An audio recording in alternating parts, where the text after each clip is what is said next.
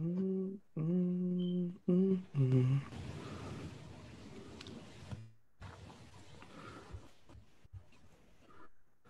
Here we go, my notification. And we are live.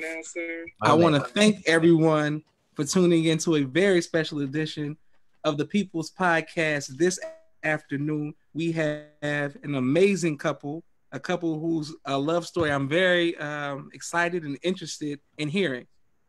First of all, this is Brother Nasser and Sister Jazmin. Assalamu alaikum, family. Walaikum Walaikum salam. salam. Okay, excellent, excellent. Thank you all. My sister Miriam says something like Brother Kevin. Rudy says something like Sister Sandra Staples says something like Brother Kevin says the doctor's in the house. Sister Musa, okay, I'm gonna mess that name up. Says something like and your sister Muhammad is tapping in as well. Thank you all. The first question I want to know is: you all are nation babies. The Nation of Islam has watched you all grow. Who made the first move in showing interest in each other? Now, Josh, I gotta be honest. I Yeah. made the first move. Okay, you made the first move. Okay. It only makes sense. And so what happened was we was Savers Day Detroit 2014. And you know the big lobby area where the escalators come down into the big atrium and all that with the big white. Yes, sir. Yes, sir. And so a lot of people was congregating there. And a matter of fact, Mimi was there, but I never told Mimi this story. But she was and just it was a lot of the people that, like you said, we grew up with, nation babies. We all just kind of like family reunion style, just giving hugs, shouting each other out, just because we hadn't seen each other in so long. And so I saw somebody, I'm like, damn, who was that? I haven't seen her before. And so after that, I went on my investigation, and I started putting the word out. I said, okay, I need to talk to her. And so I gave her the greetings, of course, but you know that was it. And then after that, that's all she wrote. Okay, beautiful, beautiful. And Sister Jazmin, what was it about Brother Nasser that made you accept his strong interest in you? I guess it was his persistence. I do remember him giving me the greetings at Savior's Day. I don't really talk to brothers who are strangers. Okay. So it was just, Walaikum salam, walk away. I don't know you. You don't know me. But about a month later, I was told that he was interested in asking and investigating. So I was just excited that he didn't like slide in my DMs. It wasn't like, oh, I'm trying to hit you up, come out to DC. It wasn't like that. Like it We're was rolling like that, Josh. It was pretty okay. So I was definitely willing to invest in that because it seemed like he wanted to do it the right way. And so I have to definitely shout out the bridge builder and the connect that put a bug in her ear, which is Layla. Shout out to Layla. That's what I thought. Shout out to Layla. Shout out to Layla. You know, she always making those connections and whatnot. So she definitely helped with that. Praise be so much. Definitely shout out to Layla for doing that. What was you all's? I'll go back to you, Brother Nasser, coming to you, Sister Jazmin. What was you all's first date like? At Rosa Mexicana. Yeah, I think that was our first date. We went to this Mexican spot down on the water, National Harbor, over here, and it was a nice. It was summertime, so no, it wasn't summertime. It was like, I'm pretty sure it was like spring, summer. May. Where was I in the world? Spring, summer. Maybe it was like May. Yeah, so it was spring, summer. So the week before Mother's Day. Yep, it was around Mother's Day. So the weather was starting to break, and you know, we went to this Mexican spot, and we just had a really great time, just talking. And really, when we started talking, we just start talking nonstop from the time the sun came up to the time the sun went down. And that's how it's been ever since. And we were both teaching at the time. And so both teaching at the time. Trying to teach in text during the school day.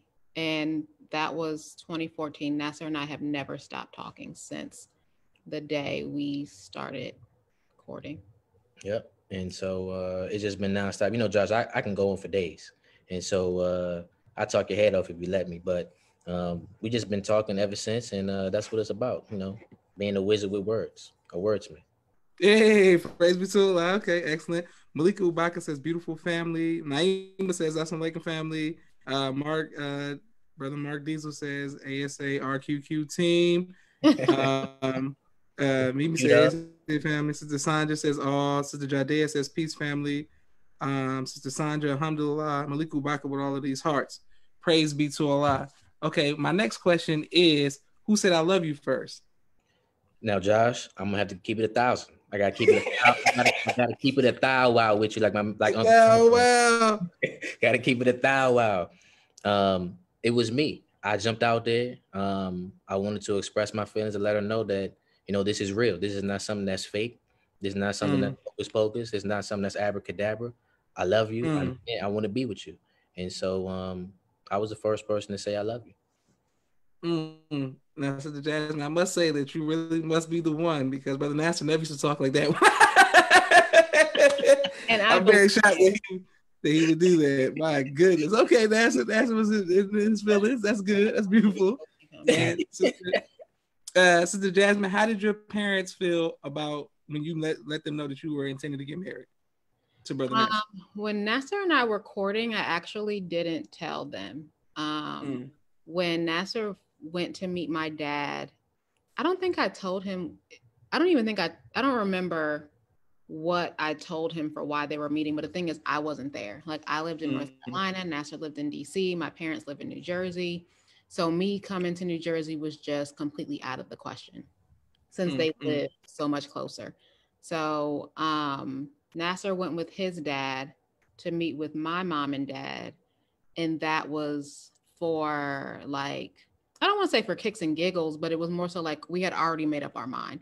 So it was formality purpose. Right. It was just a formality. Yeah. So my parents didn't know that I was courting Nasser until that weekend. And we had been courting for like maybe a month or two. And so, Josh, just to rewind a little bit, I had called her father and said, I want to court your daughter.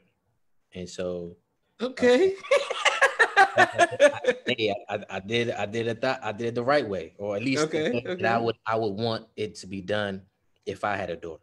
And so I wanted to be able to say that I called my wife's father, who's now my father-in-law, Assalamu alaikum, Brother Joseph, and just said that, you know, Brother Nasser from Washington, D.C., you may or may not know my parents, and I'm interested in courting your daughter.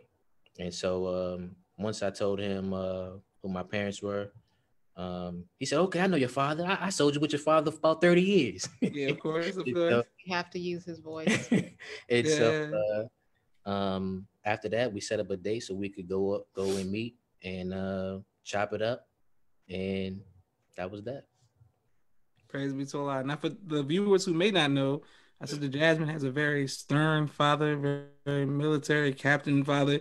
What was going through your mind, Brother Nasser, you know, to call somebody like that, especially say this over the phone about his daughter?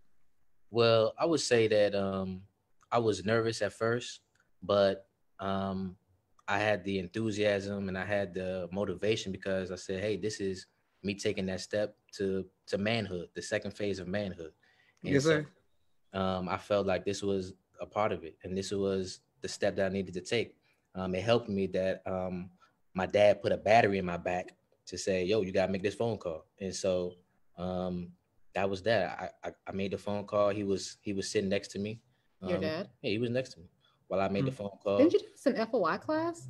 Nah, this wasn't an FOI class. This was I remember that. Another time. Like we was in the car when we did it. And so I called him. He said, I know who your father is, and X, Y, and Z, I know who your mom is. And so we had the conversation like men do. And we said, okay, let's arrange a time so we can meet up and chop it up and figure out what's what and see what the direction is going to be. And so that was that. But like I said, it was nervous. But once I was nervous, but once I got on the phone, I was straight. I mean, I knew what I wanted to do. I knew I wanted to get my queen. And so I knew this was one of the steps that I had to take. And even though my dad is very militant, like he's super easygoing. So like, I don't think he would have been like super stern or anything with Nasser, especially him coming to him like man to man, having this conversation. So I think that was really also the beginning of y'all's great relationship. Yeah. Okay, beautiful. I definitely never saw your father It's the other side. I've only seen them. Okay, brother Nasser. Now, your parents, how did they feel about you informing them that you were intending to get married? I mean, I think they were happy about it. Like this was the second phase of manhood for me. I mean, it was time for me to get married. It was time for me to take that next step to personal development. And I mean, they didn't say, "Oh no, you shouldn't get married," or "It's not time. You need to wait. You need to do X, Y, Z. You need to graduate first, or you need to get a house, or do anything else." They were for it, so they definitely supported me. Praise be to Allah.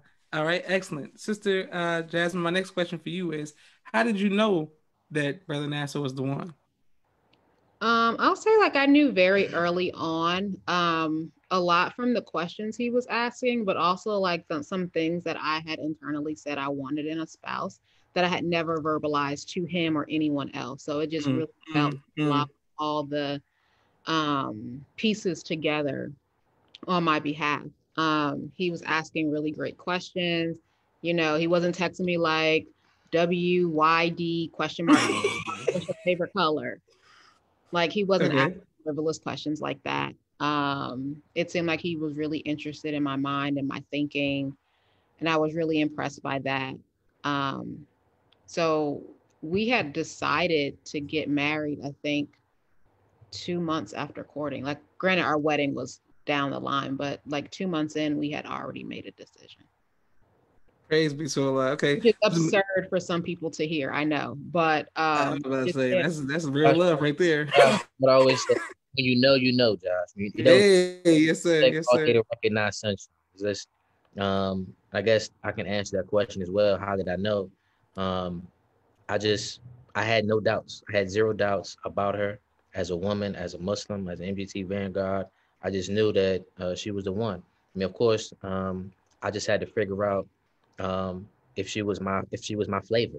And so by that I mean I just wanted to know, hey, like, do we both like music? Do we both like, culture, going out to maybe like a lounge or something, dancing, or hanging out with friends, going to different bowling spots or whatever it is. I just knew that after having those conversations, I knew that after interacting with her, that there were no doubts about her, and that's still the case. Praise be to Allah. Okay, I beautiful. thought it was so funny that all the things like I had jokingly said I wouldn't want in somebody, like all those things is so crazy that Nasser likes those things. So like I'm a Giants fan and Nasser's a Cowboys fan. It's true. And like jokingly I've put in the universe like, oh God, I hate Cowboys fans. I would never be a Cowboys fan. And then Nasser's a Cowboys fan. When I went to college, all the DC Maryland people were just like too much for me, like just team too much. And I'm like, I don't want to be in the same room with DC Maryland people. And somebody happens to be from DC. Going to circle back college, I was just like, the Qs just do too much for me. I don't want nothing to do with the Qs. And then is a Q. So I just thought that Allah had such a sense of humor because all these things I had put, these joking things, I just really thought that that was funny. And none of those things in the grand scheme of life really matter. Like being a fan of whatever team. I mean, him being a Q, I guess I just got to deal with that for the rest of my life. That's okay. Louis Farrakhan is a member of Omega Psi Phi. Yes, that's a we're familiar. You can't go with the Qs. Yes. Sister Medina Chen says, hey, something like Sister Medina. Brother Victor Pete says something like him, and he knows you're crazy dad, and he says go Giants. Yes, Brother Victor texts me all the time about me not wearing Giants hats.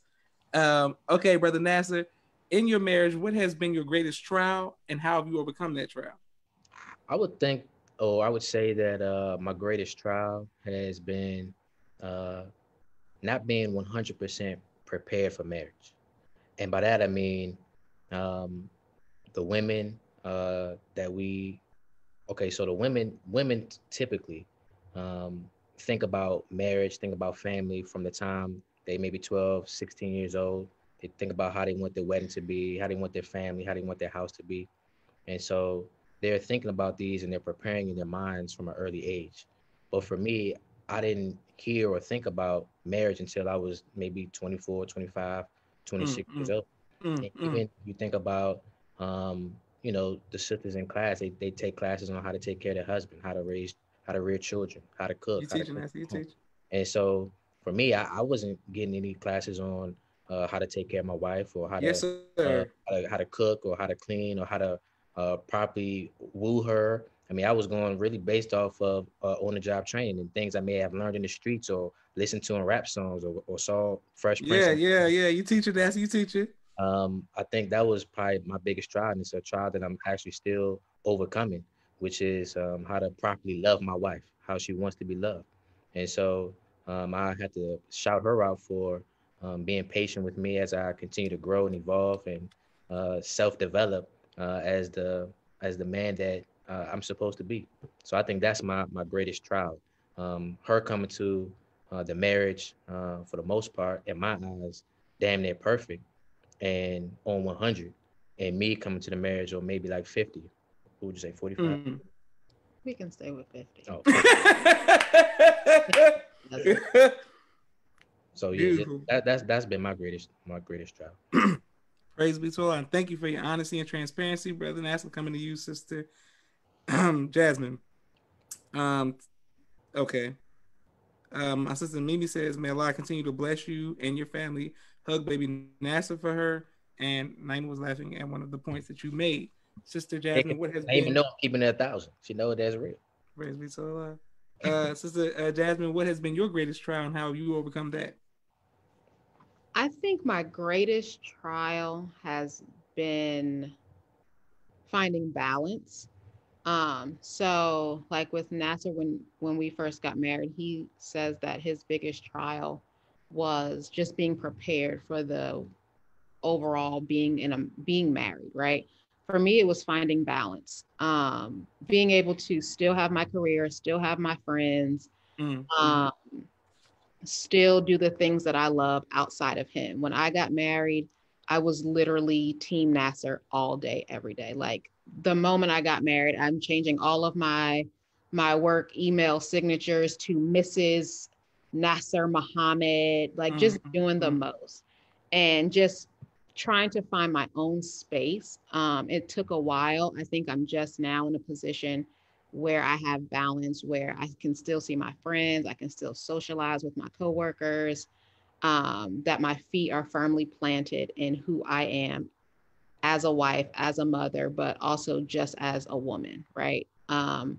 And it's been challenging to be all in for all of those things and letting Nasser want me to win. Like that part, like in the beginning, it felt like we were against each other. Like I want to go out and still have fun with my friends. You want me to be home and cook and clean and yada, yada, yada. And I'm just like, well, I can't cook and clean if I'm going out. Like you're just going to have to figure it out. Mm. And that's problematic because then I have all this guilt like, oh, well, maybe I should have done this. How am I still going to be able to go out? So then I stopped seeing my friends so that I could maintain this domestic role. But now I'm finding a place that I can literally have it all and that we're teammates. And in the beginning, it felt a lot like I'm on a team, you're on a team, and your team is winning, and I'm disappointed that your team is winning and my team never gets to win. Whereas now we're on the same team, and when I win, he wins. He wins, I win. And when one of us loses, we both lose. Praise be to Allah. Beautiful, beautiful. I like that. Okay. And brother Nasser, what has been your greatest joy in marriage?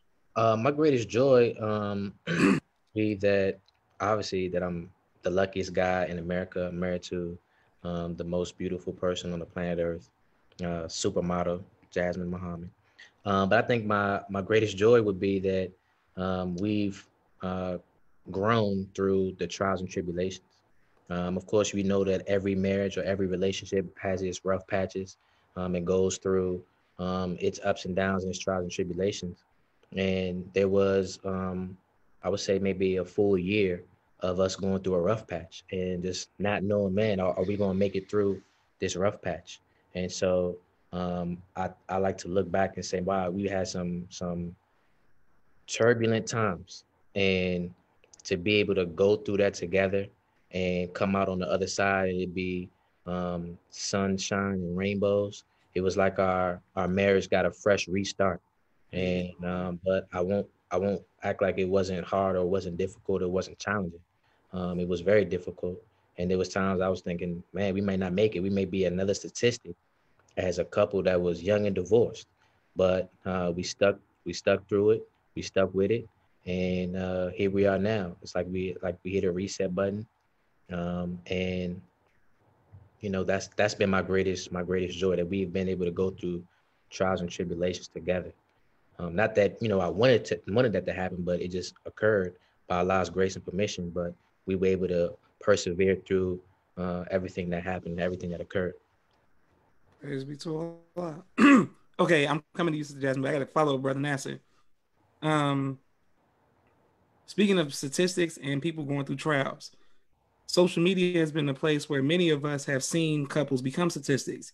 How were you, as the man, able to keep your issues off of social media? Because somebody, I never seen you post, "This is a rough year," or "Man, she getting on my nerve." Like, how are you able to not post your feelings on social media? That's a question for me.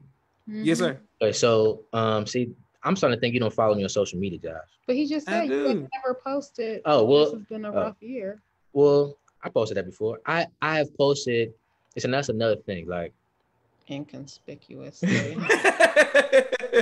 that's another thing. Like, so I do post times, or I have posted times about me not saying the right things to Jazmin, me not coming to her correctly, it being a rough time, and me having to understand and figure out the right way to be a husband and a father. I have posted those, but I don't like I said, I don't post those all the time. Okay. There are times when I do post, hey, like, being a father is tough, or being a husband is tough. Okay, I've seen that before. Not coming to the marriage with all the skills and resources to be successful. It's like I'm on the job training, and she's already at an advanced proficient level. And so the way that I guess I would say, to answer your question, the reason or the way I don't post it is because I try to talk to other fathers, other husbands in my age bracket who are going through the same things that I may be experiencing. And so, just like I know, the things that we do as millennial men, if we want to call ourselves millennial men, are not the things that our fathers or our grandfathers are doing or have experienced. You teaching. So, and for me to ask my dad, well, how did you handle this situation? How did you handle that situation? He may or may not have the answer for me, just because the things that I'm experiencing, the things that I'm doing are different than what he experienced. The time that I spend with my son is not the equivalent to what my dad spent with me. And I just keep it in 1,000. Come on, Josh, you know what it is. And so it's going to be different, and it's going to be viewed different than when my father sees me with my son versus when they were young and they were coming up. Of course, they were building a nation, and they were sacrificing, and so they did things differently than what we do. And so I try to reach out to other men that's in my age bracket or my peer group to say, well, how are you handling this situation? What have you done to overcome this challenge? And what have you done to be successful? That's been, a way that I try to keep things off of social media. And I try to give out success tips. I don't always put out the things that I'm going through on social media, because I don't want to always come off as somebody that's negative or making marriage look like it's a bad thing. Yes, sir. We gotta make marriage attractive. And if people see that marriage is attractive and see that this is something that can be fun, this is something that can be a joy, then I think more people would be married. But at the same time, not seeing things through rose-colored sunglasses. There are ups and downs. There are trials and tribulations, but you just have to be willing to work. You have to be willing to overcome all those challenges. Praise be to Allah. Beautiful. And I'm coming to you, Sister Jazmin. I just want to read the comments. Sister Zaynab Muhammad says, "Oh, y'all are cute." Brother from DC, my brother, the Arabic name, it says Assalamu alaikum. No, I'm saying it's written in Arabic. It's written in Arabic. You know what I'm saying? It's written in Arabic. Okay. Sister Jazmin, what has been your greatest joy in marriage? I know what I want to say, but sometimes believers are a bit spooky. But my favorite joy as a married woman has been making babies with my husband. Yeah. That is a joy for sure. just having someone that I can be completely honest, just completely transparent and vulnerable with. Um, I guess I didn't think about that when I got married, that you would have to be like just completely raw, like everything comes off, literally and figuratively. And you have to be that vulnerable with your spouse. And Mm, I think a lot mm. of people might lack intimacy because they don't want to be that raw, vulnerable, the ugly, right? Yes, Like ma'am. Yes, everyone, ma'am. it's not all pretty. Yes, ma'am. And you have to be willing to be ugly, and not on purpose, but I mean, there's just ugliness Yes, sometimes. ma'am. And you have to be willing to be ugly. And I'm glad and I'm excited that I can show Nasser the fire breathing dragon sometimes, because I'm not Mm, mm. always Cinderella. And Yes, that's ma'am. the reality of it. And I'm glad that he's not timid and weak and fragile, that he can take criticism. He can use it to his advantage. He can make changes. And I don't feel like I'm like talking to a brick wall. Like he hears the things that I say, and he's able to accept the way that I feel. And he's willing to make changes in all arenas. Hey Josh, can we do a quick commercial break? I want to shout out your book, No Father, No Excuse. Thank you, that, thank you, sir. that book really I would say of course it came out before my son was born, Yes, sir. after my son was born, but I already had a vision in my mind of how I wanted to be as a father just based off my own experience with my father. And of course, Praise reading your God. book just confirmed that, like, man, I want to be able to be present in my son's life from the straight beginning. And Praise God. that's I appreciate you for writing that book. No Father, No Excuse. Y'all go get that book.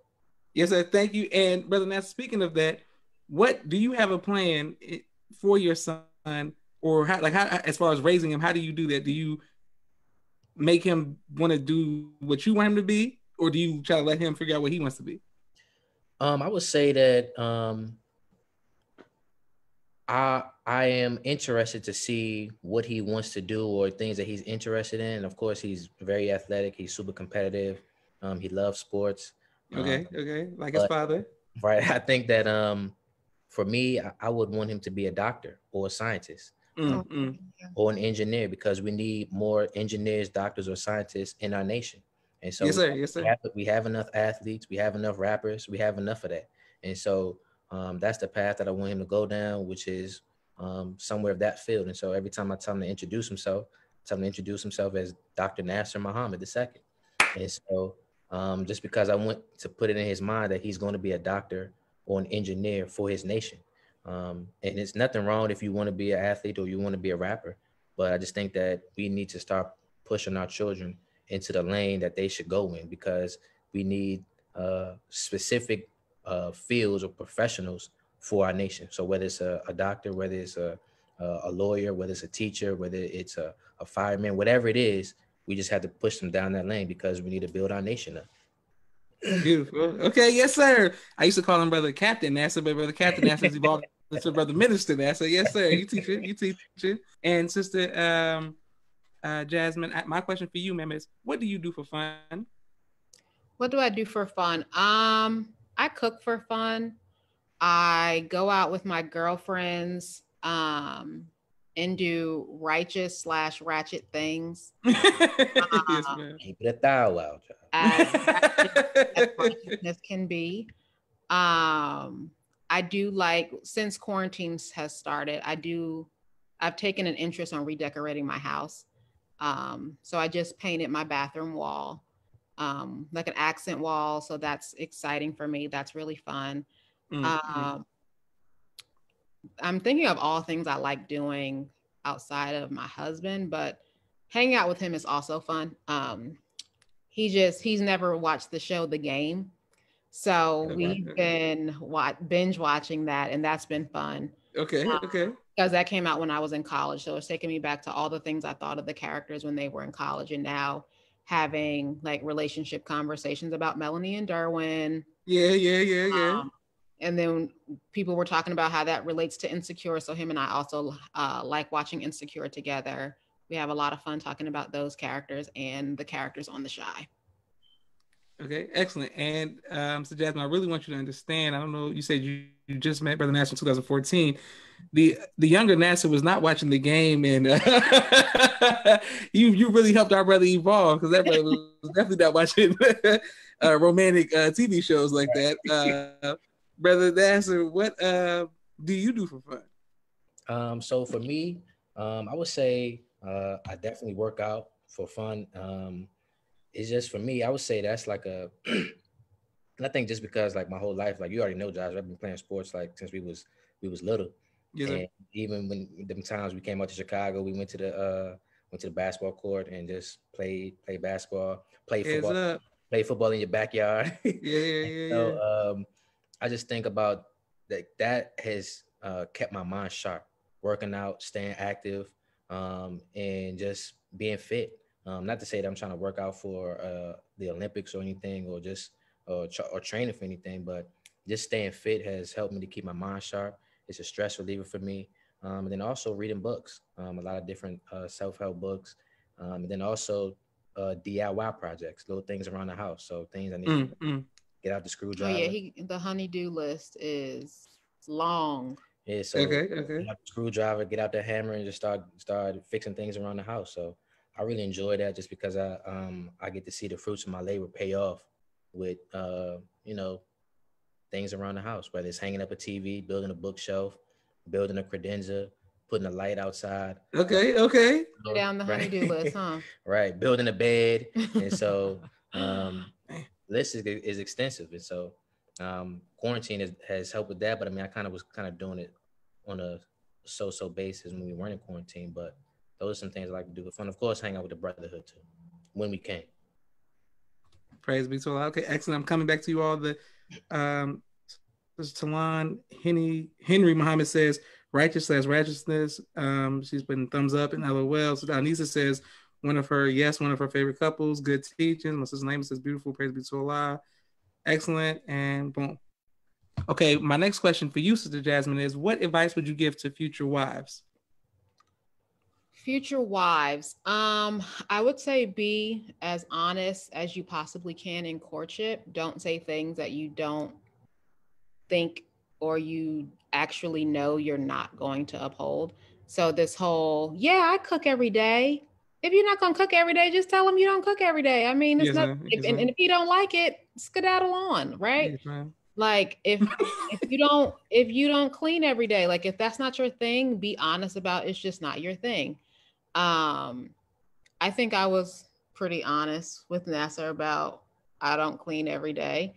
And the brother has a choice to decide if that's okay and that's not okay. And as a sister, you have to be okay that that's not his thing. You might not just be his flavor, and that's fine.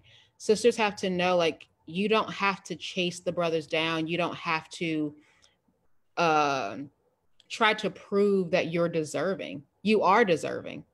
And if that brother can't see it in you, then you skedaddle on. Someone else will come around. And even if they don't, Allah is still sufficient. You don't have to try to bend and break and maneuver and try to figure out how to set yourself on fire to keep this man warm. You don't have to do that. Someone will come along and they will be everything that you want it to be, and you won't have to make all these grand sacrifices that aren't your thing. And that's not to say that you don't make sacrifices in marriage. Like, sacrifices are a part of the deal. Yes, ma'am. And challenge and struggle is a part of the deal. Like, you cannot just remove all that and then say, I want to marry someone. But just know that the woman that you are right now is enough. Beautiful. Praise be to Allah. We evolve and we change. There are things now that I do that I thought I wouldn't do. And there's nothing wrong with evolving and growing and changing. But at the root of it, you have to be honest about your expectations, honest about what you will and what you won't do, and honest about deal breakers. You know, if that brother has children and you know being a stepmom might not be your thing, then don't say, oh yeah, I can be a stepmom so that you can get married. And then you're in it and you're like, oh, I can't I can't do this. I don't Yes, know ma'am. why I said yes to this. But you knew then that you didn't want to be a stepmom. So just continue to be honest with him and be honest with yourself. Beautiful. Praise be to Allah. Come back to you, Brother Nasser. Sister Talon says, set yourself on fire. Keep the brother warm. Sheesh. Brother Victor says, skedaddle. And Brother Yusuf. Oh, something like Brother Yusuf. He usually doesn't watch, but because Nasser he's watching, he's saying, Q dog. Brother Nasser, my question for you is what advice would you give to future husbands? Advice I would give to future husbands is take some time before you engage in a courtship to really figure out what it is that you want in regards to your flavor in a woman. But before you decide about that, really get to know who you are as a man, making sure that you are not perpetuating any stereotypes, making sure that you're um, not perpetuating patriarchy or misogyny, making sure that you're the best man that you can be in regards to uh, your self improvement. I think that, like I said, in my own, I guess my own trial and tribulation, that I came to the marriage not fully prepared. I would say that try to study what it is that it takes to be a good husband, a good father, because when you get into the situation, your wife is going to want you to be able to handle certain demands and challenges Gonna hold you accountable. and hold you accountable. And if you're not able to step up to the plate, there's going to be some issues. Yes, And sir. and sometimes your ego might get in the way. And so I think that's the one thing that really hinders men or prevents men from making that leap is the ego. And so is ego is really a huge thing. And when it's damaged, it could be damaged good. But if you are able to swallow your pride in that regard, I think that you can make some leaps and gains. But putting your ego in check is really a huge thing, a major key. Praise be to Allah. Yes, sir. Brother Kyrie, hey, somebody Kyrie says one of our favorites, and referring to you all as a couple. And Sister Love Talon Kyrie. says, patriarch. Okay, patriarchal. Okay, she's saying misogyny. I hope people are taking notes. They are dropping heavy jewels. Yes, ma'am. Thank you, Sister Talon, for she's saying y'all dropping some jewels. Okay, Sister Jazmin, what advice would you give to future mothers? And how? Not even ask you that. How has motherhood changed you? Whew, child. Motherhood has exposed the ugliest parts of me. Mm. I've been very transparent with my motherhood journey. I am thankful now that my son is a lot older, and he can advocate for things that he wants, so I don't have to figure them out, take stabs in the dark, Yes, ma'am. like with newborns. So I will say, like, I'm still growing in my motherhood. I wouldn't say it's my favorite job to do, but I will say that the love between a mother and a son is probably one of the greatest love stories this world will ever experience. Yes, ma'am. Shout out to Langston Hughes, mother to son. Yes, ma'am. Yes, sir. Yes, sir. So this love that he has is 100% unconditional. Like, this child literally just wants to breathe the same air that I breathe. He just wants to sit all in my personal space and do nothing. Just sit next to me. And it's beautiful to experience. And then just thinking, like, I think the best part of, or maybe not even the best part of motherhood, but in my thinking, what lets me, I guess, come to terms with motherhood, because I'm still adjusting 4 years later, is that Allah lets you sit in his seat until this child knows who God is. You are literally God to it. Yes, ma'am. He doesn't know that he doesn't know that God exists. He thinks, and not just him, all children Yes, ma'am. think that their mother is God. Yes, ma'am. And to feel like God is a tremendous weight. It's tremendously heavy to feel that and have to digest it every day. And it's easy to take for granted, especially for your first child, because obviously you've never experienced it. It's remarkable to feel that important to somebody. But then on the flip side, it's like, dang, can't your dad be God for today? Like, Yes, I don't want to be God no more. yes, So while it's super remarkable, it's also very heavy and can be overwhelming. Overwhelming. Because you're irreplaceable. No one can take God's place. But for a short moment, God allows mother to take his place.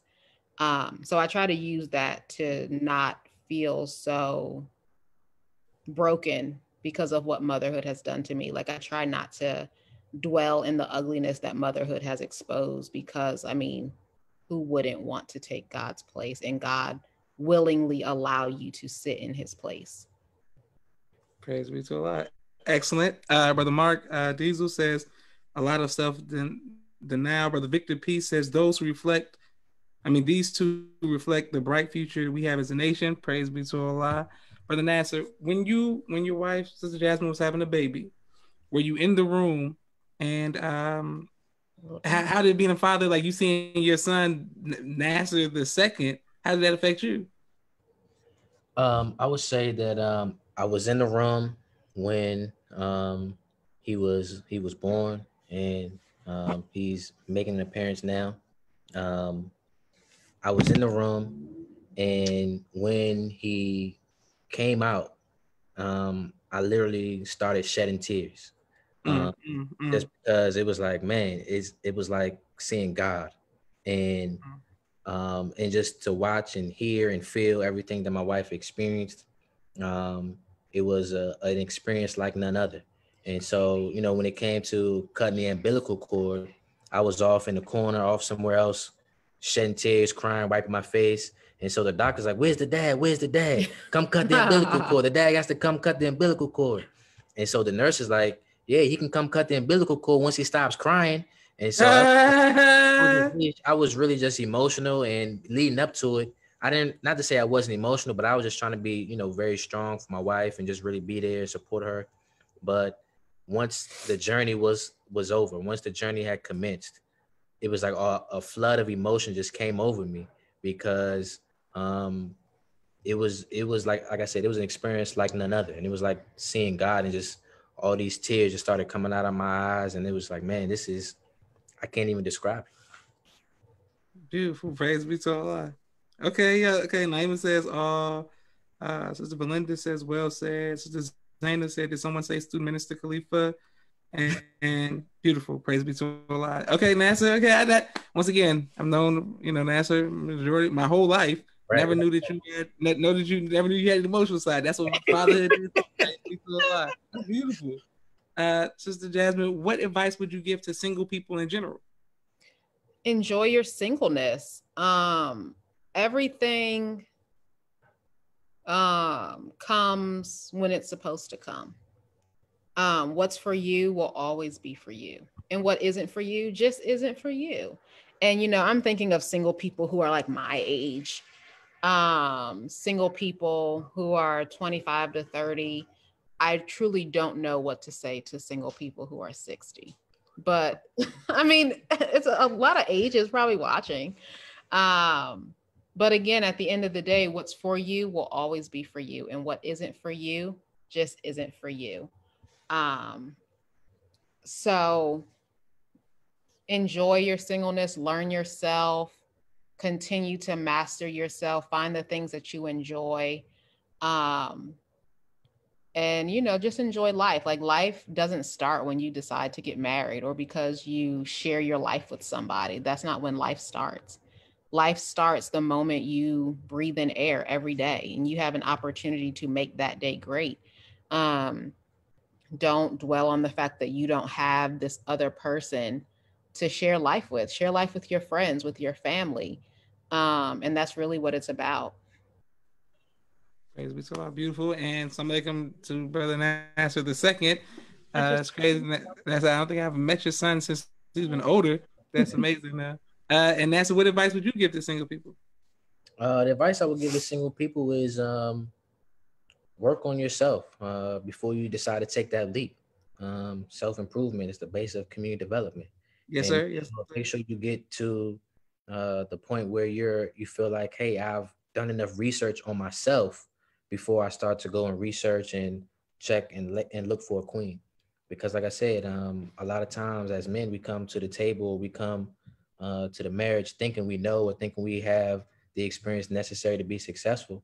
But in actuality, we're lacking in so many different areas. So I would say try to master a certain area, whether it's cooking, whether it's cleaning, whether it's fixing something in the house. Master a certain area. So when you do get to the marriage, you can say, hey, I'm a master at hanging things up on the wall. I'm a master at painting. I'm a master at cooking food, so that it's feeling like an even balance. So that's the advice I would suggest. praise be to Allah. Beautiful. And thank you all. Sister Valinda says beautiful as well. I want to thank you all for taking time out of your busy schedule, coming on the People's Podcast. I've learned so much about you all. Thank you all for continuing to watch the People's Podcast. First of all, to see the baby, the son, and the that's amazing. The Muhammad's keep growing, man. Allah continue to bless you all. No doubt we multiply. That's right. That's right. Our nation is secure. And please give the greetings to both of you all's parents and families. And man, I love y'all as a family. And it's good to see. It's good to see this. This is good to see. And we want to continue to promote this. And if anybody else who's watching has a couple that has a beautiful love story, please reach out to me, because we want to keep sharing all of the couples around the country so we can, continue to promote, break the stereotypes. Mm-hmm. So thank y'all for watching the People's Podcast. Hey, Brother Cedric says, "Assalamu alaikum, family." Walaikum salam, Brother Cedric. And all the DC people tapped in for Nasser today. But okay, but yeah. But thank y'all for watching, and thank you all for taking time out of your busy schedule to come on the People's Podcast. Thanks, Josh.